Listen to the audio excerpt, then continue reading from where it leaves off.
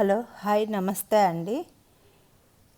ఈరోజు గార్డెన్లో కొన్ని పండ్లు ఉన్నాయి, అలాగే దొండకాయలు ఉన్నాయి. ఇలాగా కొన్ని అయితే మనం హార్వెస్ట్ చేసుకుందాము. దానిమ్మకాయలు ఇలాగైతే కొన్ని ఉన్నాయి.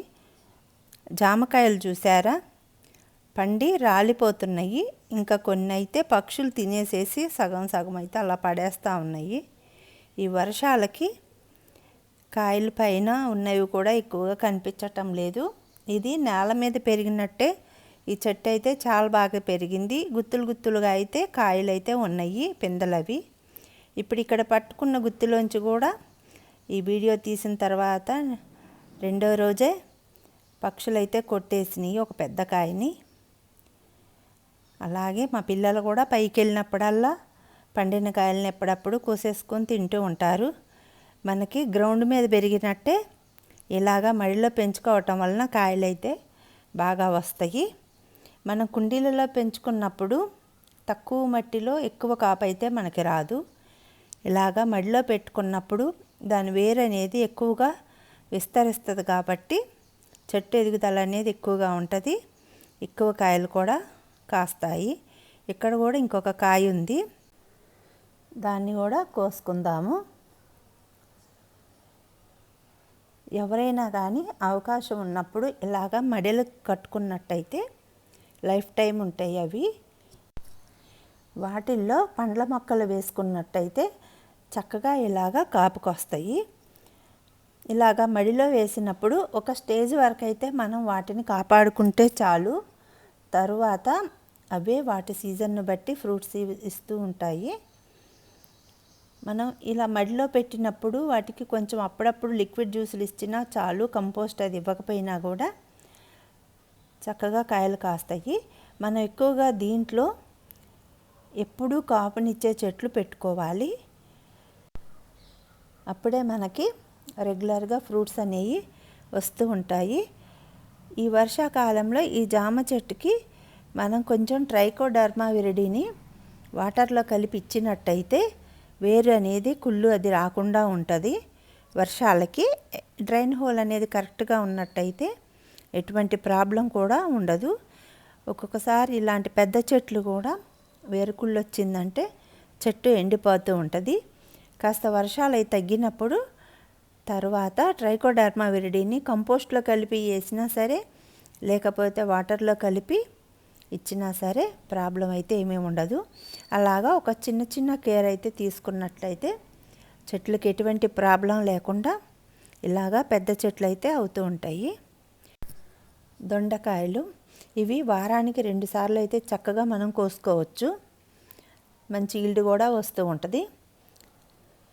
వీటికి కంపోస్ట్ అది రెగ్యులర్గా ఇస్తూ, అంటే ఒక 15 రోజులకు ఒకసారో 10 రోజులకు ఒకసారో చెట్టు సైజుని బట్టి ఇచ్చినట్టయితే చక్కగా మనకి ఈల్డ్ అనేది వస్తూ ఉంటుంది. దీనికి ఇప్పుడు చాలా కాయలు ఉన్నాయి. నేను ఇంతకుముందు కోసిన తర్వాత 3 రోజుల తర్వాతే మళ్ళీ కోసాను. చక్కగా కాయలు అయితే మళ్ళీ రెడీ అయిపోయాయి. ఇది మనం చిన్న చిన్న టబ్లలో పెట్టుకుంటాము, దానివలన ఎక్కువ మట్టి అయితే ఉండదు. కాకపోతే దీనికి వేరు కూడా ఎక్కువ వెళ్ళదు, ఎందుకంటే ఇది కొంచెం దుంపలాగా ఉంటుంది కింద, వేరైతే ఎక్కువ వెళ్ళదు. అందుకని మనము ఇలాంటి బ్లాక్ టబ్లలో పెట్టుకున్నట్టయితే చక్కగా వాటిని మనం డెవలప్ చేసుకోవచ్చు. చూసారా, ఇప్పుడు నేను ఈ టబ్లలో పెట్టాను, కిచెన్ వేస్ట్ వేసి పెట్టాను. ఇప్పుడు దీంట్లో సగం వరకే మట్టి ఉంది.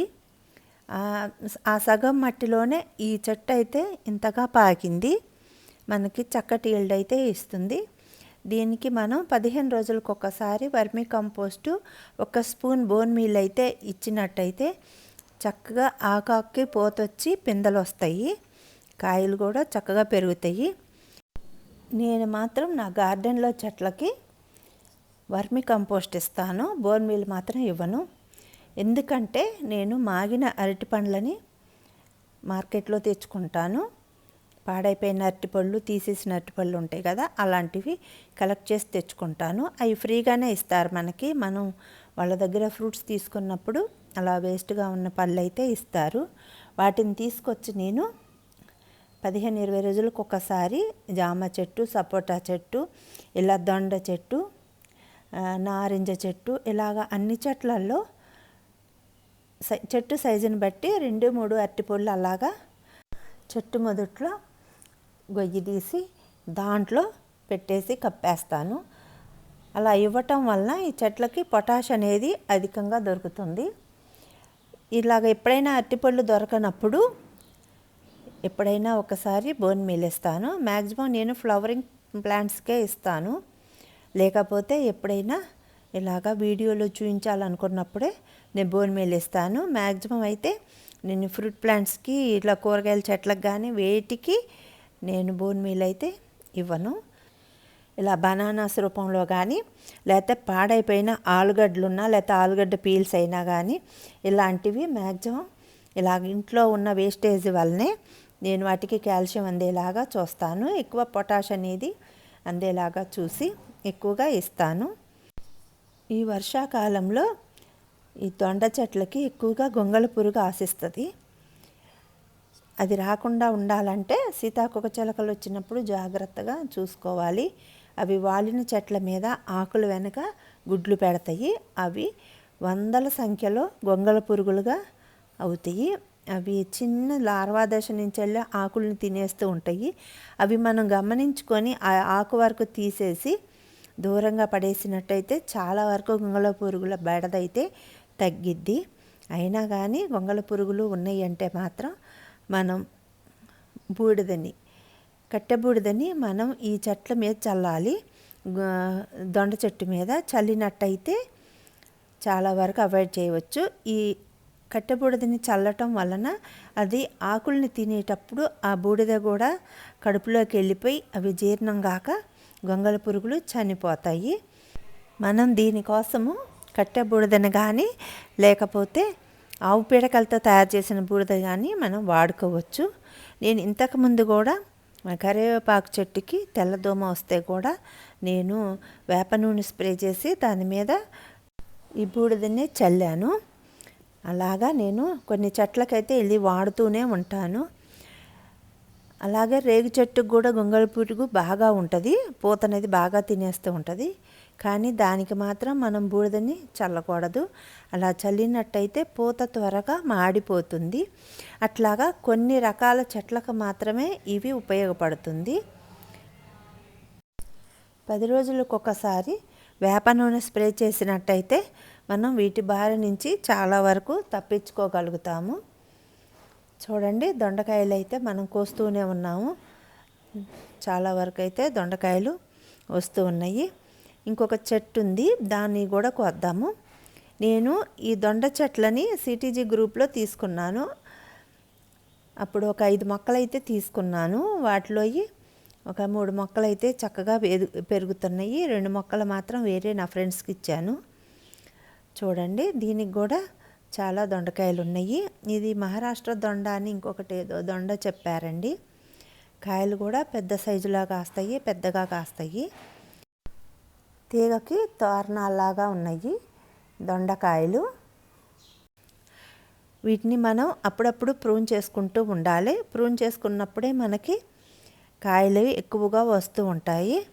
ఇప్పుడు ఈ వర్షాకాలం మాత్రం తీగ ఎక్కువగా పెరుగుతూ ఎక్కువ కాయలు ఇస్తాయి కాబట్టి ఈ టైంలో ప్రూన్ చేసుకోవద్దు. వర్షాలు తగ్గిన తర్వాత ఒకసారి మళ్ళీ ప్రూనింగ్ చేసినట్టయితే మళ్ళీ కొత్త చిగుళ్ళు వచ్చి కాయలు కాస్తాయి. ఎప్పటికప్పుడు మనం పండిన ఆకుల్ని, ఎండిపోయిన ఆకుల్ని తీసినట్టయితే మళ్ళీ కొత్త చిగుళ్ళు రావటానికైతే అవకాశం ఉంటుంది. ఇలాగ మనం టబ్లల్లో పెంచుకునేటప్పుడు 2-3 మొక్కలు వేసుకున్నట్టయితే మనకి సరిపోయేటన్నైతే కాయలు వస్తాయి. దీన్నైతే నేను కూలర్ ట్రేలో వేశాను, చక్కగా పెరుగుతుంది. ఇప్పుడు మనం కొన్ని కాయలు అయితే కోసుకుందాము.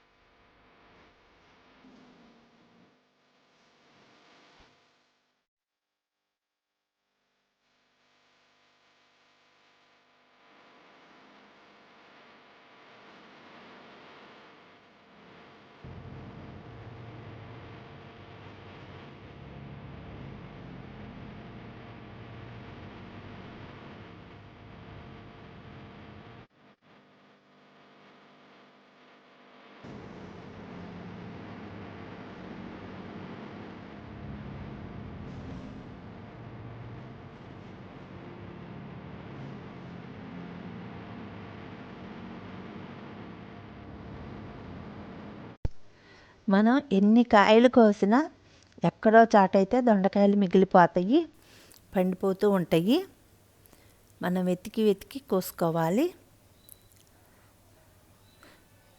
తీగలైతే పైకి వెళ్ళిపోతున్నాయి. వీటికి కొంచెమైనా కానీ ఎండ తగలాలి. ఎండ తగిలితేనే కాయలు అనేవి వస్తాయి, పూత పిండి అనేది బాగా వస్తుంది ఏ చెట్టుకైనా కానీ. ఇప్పుడు మాకు పైన సోలార్ ప్లేట్స్ ఉన్నాయి, వాటి కిందకి వెళ్ళిపోతున్నాయి. ఆ తీగలను తీసి ఇటువైపుకి వేయాలి. మనకిప్పుడు 1 కేజీ దొండకాయలు అయితే వచ్చాయి. మన కర్రీకి సరిపోను. తీగలు ఇంత చిన్నగా ఉన్నా కూడా చక్కగా వచ్చాయి. ఇప్పుడు మనం దానిమ్మకాయలు కోసుకుందాము. ఈ దానిమ్మలు కూడా చాలా కాయలు అయితే ఉన్నాయి. ఇవి చెట్టుకి బరువు అయిపోయి వాలిపోతున్నాయి. అందుట్లో వర్షం పడటం వలన ఆ వర్షపు నీళ్ళ బరువుకి కూడా చెట్లు బాగా వంగిపోతున్నాయి. అలా అయితే కొమ్మలు వంగిపోతాయి. చూడండి వానపాములు ఎలా బయటకు వచ్చేస్తున్నాయో. వీటన్నిటిని తీసి పైకి వేయటం చాలా కష్టంగా ఉంది. అన్ని మడుల్లోంచి వెళ్ళి కుండీల్లోంచి బయటకు వచ్చేస్తూ ఉంటాయి ఎక్కువగా. ఎక్కడ కాళ్ళ కింద పడతాయో అనేసి చూసుకుంటా తిరగాల్సి వస్తుంది. ఇప్పుడు మనం దానిమ్మకాయలు అయితే కోసుకుంటున్నాము. వీటిల్లో పెద్ద సైజు ఉన్న కాయల్ని కోసేస్తున్నాను. అలా కోయటం వలన నెక్స్ట్ ఉన్న కాయలు సైజు పెరగటానికి ఉంటుంది. తర్వాత పూత అనేది ఎక్కువగా రావటానికి కూడా వీలుంటుంది. ఈ మడిలో 2 దానిమ్మ చెట్లు ఉన్నాయి. వాటి కాయల్ని కోసేసుకుందాము.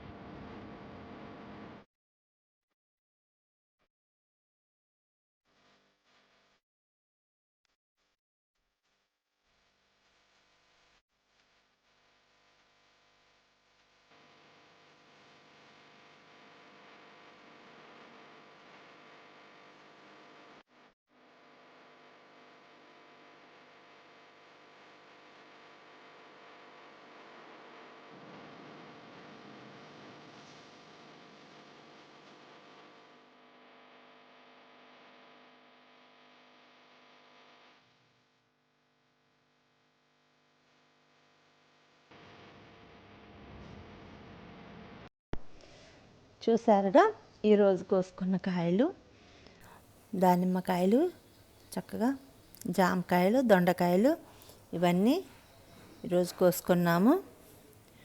వీటన్నిటిని కొంచెం జాగ్రత్తగా ఎప్పటికప్పుడు కావాల్సిన పోషకాలు అయితే ఇస్తూ ఉంటే మనకు ఇంత చక్కటి ఈల్డ్ అయితే వస్తుంది. ఇంతకుముందు కూడా నేను ఇదే బేషన్ నిండా సపోటాలు అయితే కోసాను. ఎవరైనా కానీ ఆ వీడియో చూడకపోతే ఒకసారి చూడండి. మన గార్డెన్లో వారానికి వారం ఇలాగా ఫ్రూట్స్ అయితే హార్వెస్ట్ చేసుకుంటూ ఉంటాము. ఆ వారానికి సరిపోయినన్ని ఫ్రూట్స్ అయితే మనం ఎప్పటికప్పుడు తీసుకుంటూ ఉంటాము. ఓకే ఫ్రెండ్స్, ఈ వీడియో నచ్చినట్టయితే లైక్ చేయండి, షేర్ చేయండి, కామెంట్ చేయండి, సబ్స్క్రైబ్ చేయండి. Thank you.